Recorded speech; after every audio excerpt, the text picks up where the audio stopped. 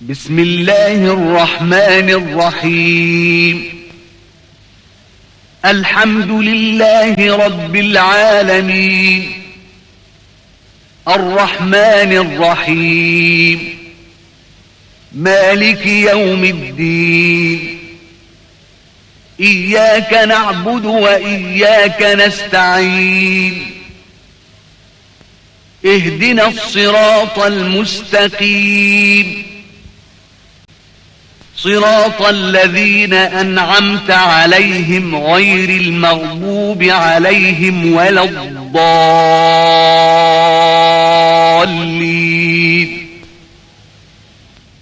அளவற்ற அருளாளனும் நிகரற்ற அன்புடையோனுமாகிய அல்லாஹ்வின் திருப்பெயரால் துவங்குகின்றேன். அனைத்து புகழும் அகிலங்கள் எல்லாவற்றையும் படைத்து வளர்த்து பரிபக்குவப்படுத்தும் நாயனான அல்லாஹுவுக்கே ஆகும். அவன் அளவற்ற அருளாளன், நிகரற்ற அன்புடையோன். அவனே நியாய தீர்ப்பு நாளின் அதிபதியும் ஆவார். இறைவா, உன்னையே நாங்கள் வணங்குகிறோம், உன்னிடமே நாங்கள் உதவியும் தேடுகிறோம். நடத்துவாயாக, அது நீ எவர்களுக்கு அருள் புரிந்தாயோ அவ்வழி. அது உன் கோபத்துக்கு ஆளானோர் வழியும் அல்ல, நெறி தவறியோர் வழியும் அல்ல. அடுத்தபடியாக அரசாங்கத்தின் குரல்வலையை தன் குரலால் தமிழகம் முழுவதும் ஒலித்து வரும் தமிழ்நாடு முஸ்லிம் முன்னேற்ற கழகத்தின் மாநில செயலாளர் சகோதரர் கோவை செல்வன் நிகரற்ற அன்புடையோனுமாகிய எல்லாம் வல்ல ஏக இறைவனை போற்றி புகழ்ந்து அவனது பேரருள், அவனது சாந்தியும் சமாதானமும் இந்த உலகத்திலே யாரெல்லாம் சத்திய மார்க்கத்திற்காய் உழைத்துக் கொண்டிருக்கின்றார்களோ அவர்கள் அத்துணை பேர் மீதும் உங்கள் மீதும் என் மீதும் நிலவட்டுமாய் என்று பிரார்த்தித்து, தமிழ்நாடு முஸ்லிம் முன்னேற்ற கழகம் 1995ஆம் ஆண்டு இழந்த உரிமைகளை மீட்டெடுப்பதற்காய், இருக்கின்ற உரிமைகளை காப்பதற்காய் உருவாக்கப்பட்ட ஒரு மாபெரும் பேரியக்கம். 95 தொடங்கி நடைபெற்றுக் கொண்டிருக்கின்ற 2011 வரை தமிழகத்தினுடைய தெருவீதிகளிலே மருத்துவ சேவையாகட்டும், இயற்கை சீற்றங்களால் பாதிக்கப்பட்ட மக்களை காப்பாற்றுகின்ற முகாம்களாகட்டும், வறுமையிலே வாடிக்கொண்டிருக்கின்ற மக்களுடைய குறைகளாகட்டும், உரிமைகள் மறுக்கப்பட்டு கண்ணீரோடு வந்து கொண்டிருக்கின்ற மக்களுடைய கண்ணீர் துடைக்கின்ற பணியாகட்டும், ஆம்புலன்ஸ் சேவைகளாகட்டும், வானவில்லிலிருந்து புறப்படுகின்ற அம்புகளாய், கரை கடந்து செல்லுகின்ற வெள்ளங்களாய், நீலவானிலே நீந்தி திரிகின்ற விண்மீன் கூட்டங்களாய், பார் முழுதும் பறந்து பறந்து பாடித் திரிகின்ற பறவை கூட்டங்களாய், அலை கடலாய் அவனது குறைகளை தீர்ப்பதற்காக ஓடான கோடி மக்களிடத்திலே உழைத்துக் கொண்டிருக்கின்ற தமிழ்நாடு முஸ்லிம் முன்னேற்ற கழகத்துடைய பணி 95 ஆரம்பமானது. பார் பெருத்ததால் படை பெருத்ததோ, படை பெருத்ததால் பார் பெருத்ததோ என்பது எனக்கு தெரியாது. ஆனால் தமிழ்நாடு முஸ்லிம் முன்னேற்ற கழகம் தமிழகத்திலே ஒரு அரசியல் மாற்றத்தை காண துடிக்க பறந்து கொண்டிருப்பதை எவனாலும் இனி தடுக்க முடியாது என்கின்ற ஒரு நிதர்சனமான உண்மையை எந்த அரசியல்வாதியும் மறுக்க முடியாத ஒரு நிலைக்கு இன்றைக்கு நாம் வந்திருக்கின்றோம். இது நம்மை படைத்த இறைவன் தந்த வெகுமதி. இது நாம் தேடியதல்ல, நமக்கு இறைவன் கொடுத்த வெகுமதி. எத்தனையோ அமைப்புகள் இந்த நாட்டிலே இருக்கின்றன. ஆனால் இன்றைக்கும் கூட உளவுத்துறையினுடைய கணிப்பிலே தமிழகத்திலே முஸ்லிம் சமுதாயத்தினுடைய உரிமை குரலாய் ஒலித்துக் கொண்டிருக்கின்ற முதல் அமைப்பு, நம்பர் 1 அமைப்பு, முதல் இடத்திலே இருக்கக்கூடிய அமைப்பு தமிழ்நாடு முஸ்லிம் முன்னேற்ற கழகம் மட்டும்தான். இரண்டாவது இடத்திலேயும் தமுமுக தான், மூன்றாவது இடத்திலேயும் தமுமுக தான், நான்காவது இடத்திலே தான் இன்ன பிற அமைப்புகள் என்று இன்றைக்கு தமிழக அரசுடைய புள்ளி விவரம் பேசிக் கொண்டிருக்கிறது சகோதரனே. அப்படிப்பட்ட நம்முடைய ரத்தங்களை சூடேற்றுகின்ற அந்த படிகளை தான் இன்றைக்கு தமிழ்நாடு முஸ்லிம் முன்னேற்ற கழகம் தமிழகத்துடைய திருவிதிகளிலே நன்மையை ஏவி தீமையை தடுத்து அவன் எவ்வளவு பெரிய ஆட்சியாளராக இருந்தாலும் சரி, உண்மையை உரைப்பதிலே, ஊழலை தடுப்பதிலே, இந்த மக்களுடைய உரிமையை பெற்றுக் கொடுப்பதிலே, அவர்களுடைய உயிர்களை துச்சமென மதித்து போராடுகின்ற அமைப்புக்கு சொந்தக்காரர்கள் தாமுமுகக்காரர்கள் என்பது ஒரு நிதர்சனமான உண்மை சகோதரர்களே. அந்த வரிசையில் இன்றைக்கு தமிழ்நாடு முஸ்லிம் முன்னேற்ற கழகம் 16 ஆண்டு கால பயிற்சி இந்த மக்களுக்கு கொடுக்கப்பட்டது. மக்களிடத்திலே பணியாற்றுவது எப்படி, அனைத்து சமுதாய மக்களையும் நேசிப்பது எப்படி, எந்த நேரத்திலே ரத்தம் கேட்டாலும் கொடுப்பது எப்படி, உங்களை நீங்கள் இறைவனுடைய பாதையிலே அர்ப்பணிப்பது எப்படி என்கின்ற பயிற்சி 16 ஆண்டு காலம் தமுமுக இந்த கிளை சகோதரர்களுக்கு கொடுத்தது.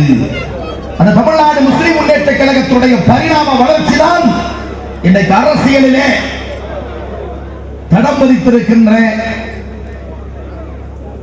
இன்னைக்கு ஒதுக்க முடியாத ஒரு மாபெரும் அரசியல் புரட்சியை மண்ணிலே விதித்திருக்கின்ற மனிதநேய மக்கள் கட்சி.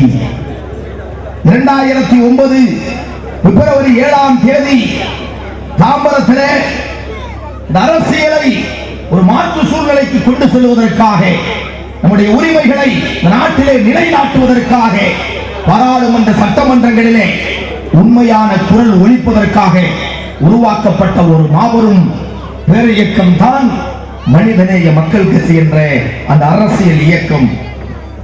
இதற்காக சீரழிந்து கொண்டிருக்கின்ற அநாகரிகமும் ஆர்ப்பரித்தலும் அடக்குமுறைகளையும் அள்ளி வீசிக் கொண்டிருக்கின்ற இந்த அரசியல் அநாகரிகத்தை குப்பையிலே கொண்டு போய் போடுவதற்குத்தான் மனிதநேய மக்கள் கட்சி என்ற அரசியல் கட்சி தமிழகத்திலே இன்னைக்கு பரிணாம வளர்ச்சி அடைந்து கொண்டிருக்கிறது சகோதரர்களே. வாழுகின்ற இந்த தேசம் விடுதலை அடைந்து 63 ஆண்டு காலம் ஆகிவிட்டது. இந்த 63 ஆண்டு காலத்திலே இந்த நாட்டிலே குடிப்பதற்கு சுகாதாரமான நீர் இன்னும் எல்லா தரப்பு மக்களுக்கும் சென்றடையவில்லை. எல்லா கிராமங்களிலும் சாலை வசதி இல்லை, மின்சார வசதி கிடையாது, ஊழல் ஒழிக்கப்படவில்லை, லஞ்சம் ஒழிக்கப்படவில்லை, வறுமை கோட்டுக்கு கீழே இருக்கக்கூடிய மக்களுடைய விகிதாச்சாரம் இன்னும் குறையவில்லை, அது கூடிக்கொண்டிருக்கின்றது. விலைவாசி உயர்வு கட்டுக்கடங்காமல் போய்கொண்டிருக்கிறது. அரசியல் அநாகரிகம் தலைவிரித்தாடிக் கொண்டிருக்கிறது. மக்களுடைய ஓட்டுக்களை இன்றைக்கு விலை கொடுத்து வாங்குகின்ற அயோக்கிய வியாபாரிகளாக அரசியல்வாதிகள் மாறி இருக்கின்றார்கள். நீதி நிலைநாட்டப்படுவது கிடையாது. முஸ்லிம்களுக்காக குரல் கொடுப்பதற்கு பாராளுமன்ற சட்டமன்றங்களிலே உண்மையான பிரதிநிதிகள் இல்லை. இந்த நிலையை போக்குவதற்குத்தான் தமிழ்நாடு முஸ்லிம் முன்னேற்ற கழகம் மனிதநேய மக்கள் கட்சி என்ற அரசியல் கட்சியை துவங்கியது சகோதரர்களே. இன்றைக்கு பார்க்கிறோம், ஆட்சியாளர்கள் ஊழல் செய்வதிலே கின்னஸ் சாதனை படைத்துக் கொண்டிருக்கின்றார்கள். எந்த அரசியல் கட்சியும் விதிவிலக்கல்ல என்று சொல்லும் அளவுக்கு குற்றீசல்கள் போல ஆயிரக்கணக்கான 1200 அரசியல் கட்சிகள் இந்தியாவிலே இருக்கின்றன. லெட்டர் பேட் அரசியல் கட்சிகள் 1000க்கும் மேற்பட்ட அரசியல் கட்சிகள் லெட்டர் பேடிலே மட்டும் அரசியல் கட்சி வைத்திருக்கின்றார்கள். இந்த நிலைமையிலே தான் மக்களுடைய பணம் கோடான கோடி ரூபாய் கொள்ளையடிக்கப்பட்டுக் கொண்டிருக்கிறது. கடந்த தேர்தலிலே திராவிட முன்னேற்ற கழகத்தை நாம் ஆதரித்தோம். இடஒதுக்கீட்டுக்காக, அப்பாவி சிறைவாசிகளுடைய விடுதலைக்காக நாம் ஆதரித்தோம் அவர்களை. அது மட்டுமல்ல, சட்டமன்ற பாராளுமன்றங்களிலே எங்களுடைய பிரதிநிதிகள் எங்களுடைய உரிமைகளை பற்றி பேச வேண்டும். நாடாருக்கு நாடார் உண்டு பாராளுமன்றத்திலே, சட்டமன்றத்திலே. செட்டியாருக்கு செட்டியார் உண்டு பாராளுமன்ற சட்டமன்றங்களிலே. முதலியாருக்காக முதலியார் பேசுகிறார். கவுண்டர் சமுதாயத்திற்காக ஒரு கவுண்டர் அங்கே பேசுகின்றார். ஏனைய ஜாதிகளுக்கெல்லாம் அவர்களுடைய பிரதிநிதிகள் பாராளுமன்ற சட்டமன்றங்களிலே பேசுகிறார்கள். ஆனால் முஸ்லிம்களுக்கு பேசுவதற்கு யாராவது ஒருவர் உண்டா? சட்டமன்றத்திலே உண்டா? பாராளுமன்றத்திலே உண்டா? 543 பாராளுமன்ற உறுப்பினர்களில் ஒரே ஒருவர் தான் இருக்கிறார். ஆந்திராவிலே மஜ்லிஸ் கட்சியை சார்ந்த ஒரு எம்பி. 26 கோடி முஸ்லிம்களுக்காக குரல் கொடுப்பதற்கு 543 பாராளுமன்ற உறுப்பினர்களில் ஒரே ஒருவர் மட்டும் இருக்கிறார் என்று சொன்னால் எவ்வளவு பெரிய வஞ்சனை இந்த தேசத்திலே 800 ஆண்டு காலம் ஆட்சி செய்த முஸ்லிம்களுக்கு இழைக்கப்பட்டிருக்கிறது என்பதை நீங்கள் சிந்தித்து பார்க்க வேண்டும். ஒரு முஸ்லிமுக்கு ஓட்டு போடுவதில்லை, ஒரு முஸ்லிமை ஏற்றுக்கொள்வதில்லை. அரசியலிலே இன்றைக்கு நாம் பார்க்கிறோம், யாரோ நம் முதுகின் மீது சவாரி செய்தார்கள். எத்தனையோ அரசியல் கட்சி தலைவர்களை நாம் வாழ வைத்திருக்கிறோம். கலைஞர் வாழ்க, சோனியா வாழ்க, அவர் வாழ்க, இவர் வாழ்க என்று சொன்னோம். முஸ்லிம் வாழ்க என்று யாராவது எந்த தலைவராவது இதுவரை இந்தியாவில் பேசியிருக்கிறாரா? நீங்கள் வாழ்வதற்காக உழைக்கக்கூடிய நிலையை நீங்கள் உருவாக்கவில்லை. 26 கோடி முஸ்லிம்கள் இந்தியா ஏன் பின்னாடி பேசுறீங்க? ஆண்டு காலம் வழங்கிய நம்முடைய வக்குப்புக்கு சொந்தமான இடம், நமக்காக நம்முடைய முன்னோர்கள் வக்ஃப் செய்த இடம் 66.2 ஏக்கர் என்று சொல்லப்படுகின்ற இடத்தை யார் பங்கு போடுகிறார்? நீதிபதி கூப்பிடுறார். கூப்பிட்டுட்டு யாருடைய இது இடம்? முஸ்லிம்களுடையதா? இந்த ஒண்ணுல உனக்கு 3ல ஒரு பங்கு. யாரு திருட?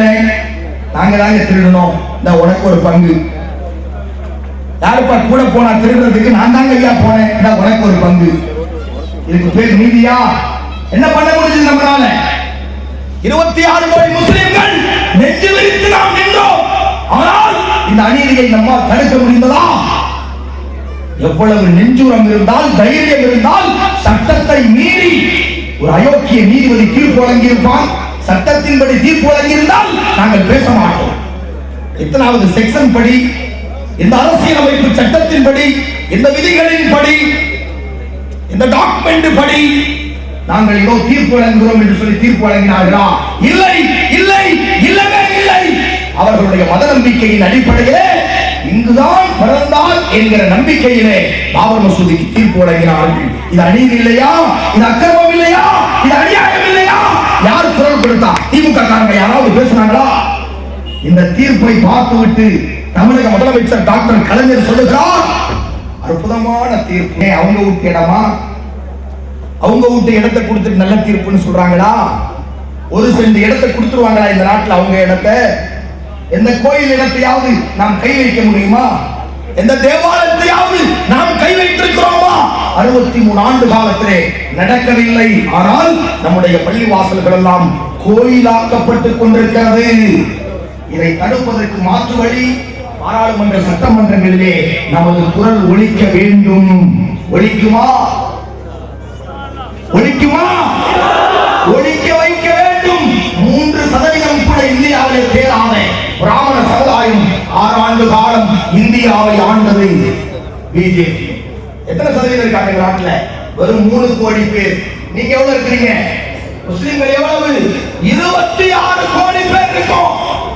6 ஆண்டு காலம் 3 கோடி பேர் உள்ள ஒரு சமுதாயம் 6 ஆண்டு காலம் இந்தியாவை ஆள முடியும் என்று சொன்னால் 26 கோடி முஸ்லிம்கள் 20 ஆண்டு காலம் இந்தியாவை ஆள முடியும் இன்ஷா அல்லாஹ்.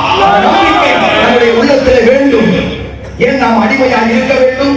நாம் என்ன அடிமையா? இவர்கள் எல்லாம் ஆட்சியாளர்கள், நாம் அடிமையாளர்களா? நாம் இந்த தேசத்தின் அடிமைகளா? அடிமை விலங்கொழித்த சமுதாயத்திற்கு சொந்தக்காரர்கள். நபிகள் நாயகம் ஸல்லல்லாஹு அலைஹி வஸல்லம் அவர்கள் 1450 ஆண்டுகளுக்கு முன்னால் அடிமை விலங்கொழித்து அந்த தேசத்தின் அடிமைகளுக்கு விடுதலை கொடுத்தார்கள். நாம் எப்படி அடிமையாக முடியும்? இந்தியாவிலே நம்முடைய பள்ளிவாசல் உடைக்கப்படுகிறது, நம்முடைய பெண்கள் பலாத்காரம் செய்யப்படுகிறார்கள், நம்முடைய குழந்தைகள் பெட்ரோலுக்கு தீ வைக்கப்படுகிறார்கள், நம்முடைய உரிமை பட்டம் பகலிலே பச்சவர்த்தனமாக மறுக்கப்படுகிற போது அதற்காக குரல் கொடுப்பதற்கு இந்த தேசத்திலே திராணி உள்ள, நெஞ்சுறுதி உள்ள ஒரு முஸ்லிம் இருந்தால் நம்முடைய நீதி நமக்கு கிடைத்திருக்கும் சகோதரர்களே. அந்த நீதியை நோக்கி நம்முடைய பயணம். கடமை, கண்ணியம், கட்டுப்பாடு திமுகவுடைய கொள்கை. என்னங்க? கடமை, கண்ணியம், கட்டுப்பாடு. தலைவர் எப்படி சொல்றாங்க? திமுக தலைவரை தானை தலைவன் தங்கம் போல் தங்கம் தரணி போற்றும் சிங்கம் தமிழின் தலைவன் தமிழ் தாயின் மூத்த குடிமகன் செம்மொழி கண்ட வேந்தன் ஸ்பெக்ட்ரம் கதாநாயகன். இப்ப அதையும் சேர்த்திக்கிறாங்க. அப்படி ஆக்கிட்டாங்க. தமிழ்நாட்டில் 2006 திமுக கையில ஆட்சியை கையில கொடுத்தோம்.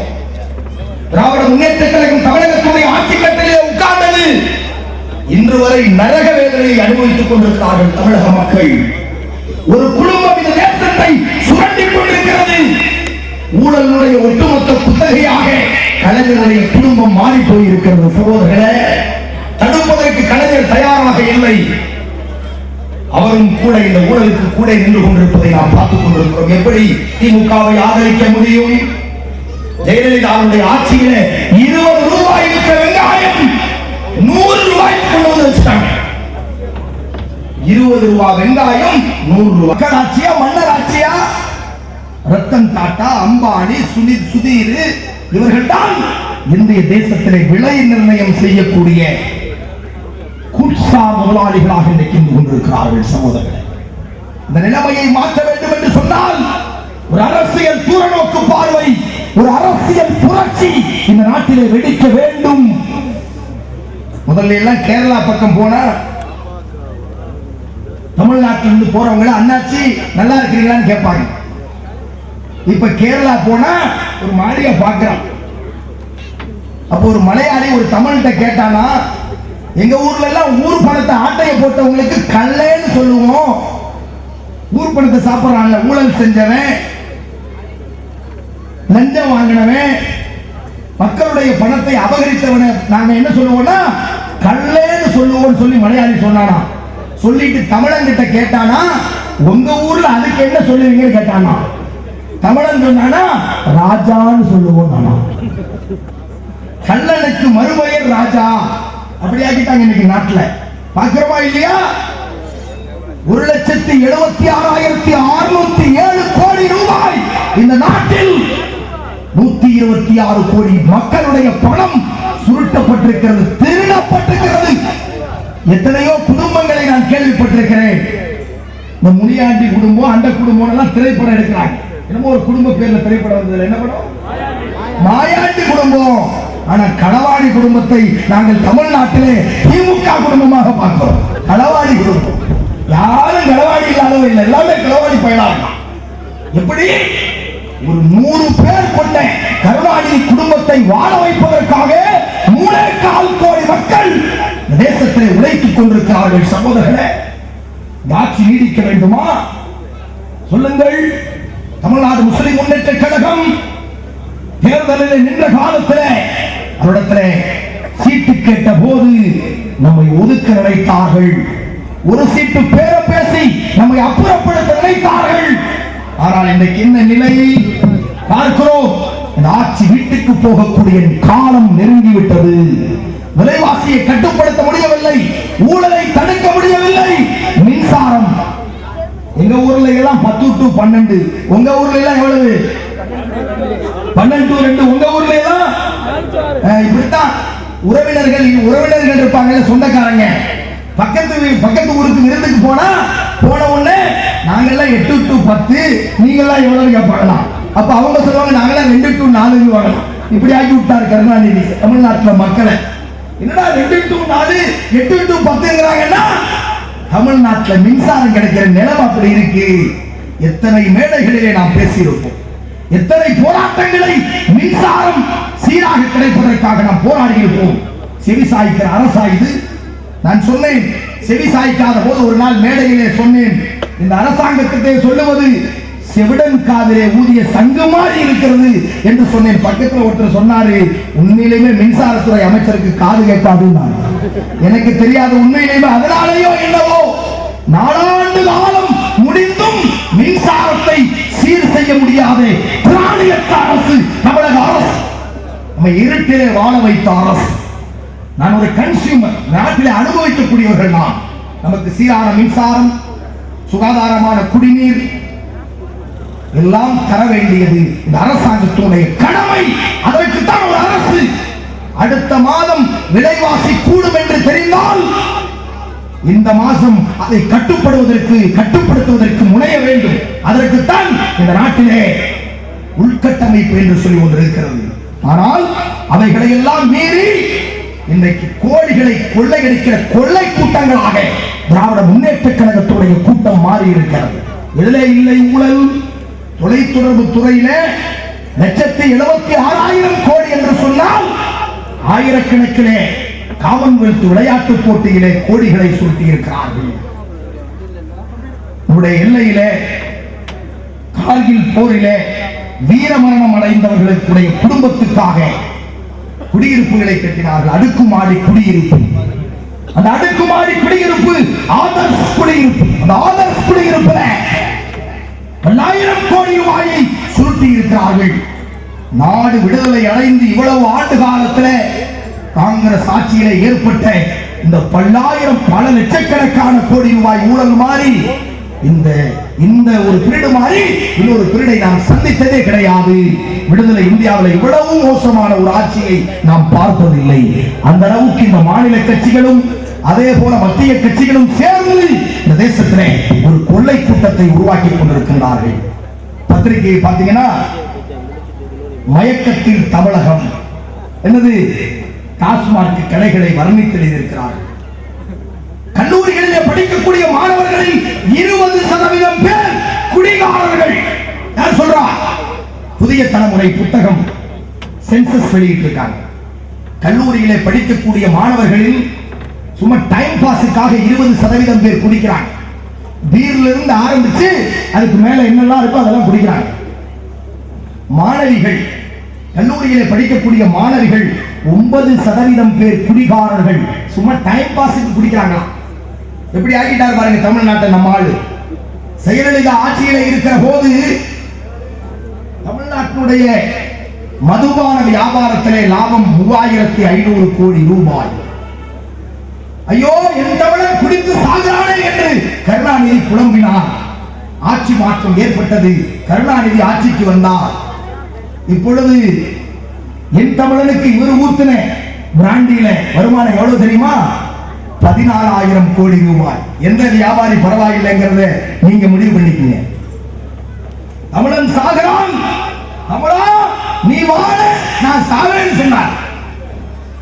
இப்ப தமிழன் செத்துக்கிட்டு இருக்கான். பெரியாஸ்பத்திரியில போனீங்கன்னா டெய்லி 2 பேர் அவுட். ஒவ்வொரு ஆஸ்பத்திரியிலையும் என்ன நினைச்சாங்கன்னு தெரியல. எல்லா இடங்களிலும் எங்கே சென்றாலும் தேவாலயத்திற்கு முன்னால் மதுக்கடை ஓபன் பண்ணு. கருணாநிதியோட உத்தரவு. கருணாநிதியோட உத்தரவு என்றுதான் நான் சொல்லுவேன். கலைஞருக்கு தெரியாமல் எப்படி ஒரு பிராண்டி கடை முளைக்கும்? தேவாலயத்திற்கு முன்னால் மதுக்கடை, பள்ளிவாசலுக்கு முன்னால் மதுக்கடை, பள்ளிக்கூடத்திற்கு முன்னால் மதுக்கடை, மருத்துவமனைக்கு முன்னால் மதுக்கடை, வந்தவாசியில அரசு மருத்துவமனைக்கு முன்னால் நேர பக்கத்துல இந்த பக்கம் இதான் அரசு மருத்துவமனை, இந்த பிராண்டி கடை. நாங்க அந்த பிராண்டி கடை அகற்றுவதற்கு போராட்டம் செய்வோம். மனிதநேய மக்கள் கட்சியின் சார்பிலே, தமுமுக சார்பிலே. என்ன நினைச்சீங்க வச்சிருக்கிறீங்க? இந்த கலால் துறை அதிகாரி யாரு? நாங்க போய் கேட்டோம். கருணாநிதி ஏன் பெரியாஸ்பத்திரிக்கு முன்னாடி பிராண்டி கடை வச்சிருக்காரு தெரியுமா? இங்க குடி, இங்க படு, தானை தலைவா நீ வாழ்க. ஒவ்வொரு மாநாட்டுக்கு ஆட்களை கூட்டிட்டு போறான். போகும்போதே 3 காலில் நடக்கிறான். அவங்க தலைவர் பேச ஆரம்பிப்பார் மேடையில. இடுப்புல வேட்டி இருக்காது இவனுக்கு. என்ன இந்த நாட்டில் நடந்துகிட்டு இருக்கு? போதை ராஜ்யம் நடைபெற்றுக் கொண்டிருக்கிறது. நாங்கெல்லாம் கோடி கோடியா சுருட்டுவோம். அதையெல்லாம் சிந்திக்கிறதுக்கு சுய புத்தி உனக்கு இருக்கக்கூடாது. குடி படு அப்படி ஆக்கிவிட்டார் தானை தலைவன் கருணாநிதி. 13,000 கோடி ரூபாய் வீண்வரையம் செய்திருக்கிறார் டாக்டர் கலைஞர். யார் சொல்றா? மத்திய தணிக்கை குழு தமிழ்நாட்டில் ஒரு சென்சஸ் எடுத்திருக்கு. எவ்வளவு வீண்வரையம் செய்திருக்கிறது தமிழக அரசு? பாராட்டு விழா, நடிகர் நடிகைகளுக்கு விருது வழங்கும் விழா ரொம்ப தேவை. நமீதாவுக்கு விருது ரொம்ப தேவை. யார் கொடுத்திருக்கா? தானை தலைவன். தங்கம் போல் தங்கம் யாருக்கு? நமீதாவுக்கு விருது. யாருடைய பணம்? நீங்களும் நானும் வாங்குகின்ற சோப்புக்கு கொடுக்கிற வரி, சீப்புக்கு கொடுக்கிற வரி, பவுடருக்கு கொடுக்கிற வரி, அரிசிக்கு கொடுக்கிற வரி, சர்க்கரைக்கு கொடுக்கிற வரி, பெட்ரோலுக்கு கொடுக்கிற வரி, நமீதாவுக்கு கொடுக்கிற விருது நம்முடைய வரி பணம். கலைஞர் பணமா? என்ன அநீதி இது? அக்கிரமம் இல்லையா? ஒரு வாரத்துக்கு 4 பாராட்டு விழாவில் கலந்துக்கிறார் கலைஞர். மன்னர் ஆட்சியா நடக்குது. எங்க ஊர்ல செம்மொழி மாநாடு நடத்துறாங்க கோயம்புத்தூர்ல. 400 கோடி ரூபாய் செலவுங்க. ஆர்ப்பரித்தார்கள். இந்த மன்னர் ஆட்சி காலத்துல எல்லாரும் கூட்டம் கூட்டமா போவாங்கல்ல, அந்த மாதிரி போனாங்க. நாங்களும் போனோம். சரி என்னதான் நடக்குது போய் பார்க்கலான்னு 2வது நாள் போனோம். போனால் மேடையிலே கும்மிருட்டு. ஆனா மேடையில லைட் ஆஃப் பண்ணிட்டாங்க. என்ன நடக்க போகுதுன்னு பார்த்தால் போக்கஸ் மெல்ல ஆன் ஆகுது. ஒரு வட்டமான வெளிச்சம். அந்த வட்டத்துக்குள்ளே ஒரு அழகிய பெண் இடுப்பை வளைச்சிட்டு இப்படி நிக்கிறாங்க. நான் என்னன்னு கேட்டேன். சொன்னாங்க பக்கத்துல இதுதான் பரதநாட்டியம். அடுத்தது இன்னொரு ரவுண்டு, அந்த போக்கஸ் அடிப்பாங்கல்ல வட்டமா கலரு, அதுல இன்னொரு பெண். இது என்னன்னு கேட்டேன். அதுவும் பரதநாட்டியம். 2 பேர் இப்ப ஆடுவாங்க. அப்படியா? இவங்க எல்லாம் யாரு? இவங்க பொதுஜனங்களை பார்க்க வந்திருக்கிறாங்க. அப்படின்னா இது யாரோட பொண்டாட்டின்னு கேட்டேன். இன்னொருத்த பொண்டாட்டி ஆட விட்டு ஊரே ரசிக்கிறான். என்ன கலாச்சாரம்! நாளை தலைவன் தங்கம் போல் தங்கம், தரணி போற்றும் சிங்கம், தமிழின் தலைவன், தமிழ் தாயின் மூத்த குடிமகன், செம்மொழி கண்ட வேந்தன், ஸ்பெக்ட்ரம் ஊழல் கதாநாயகன் டாக்டர் கலைஞர் உட்கார்ந்து கொண்டிருக்கிறார் முன்னாடி. இங்க 2 பொம்பளை ஆடிக்கிட்டு இருக்காங்க. இதெல்லாம் யாருடைய பணம் பான்னு கேட்டேன்.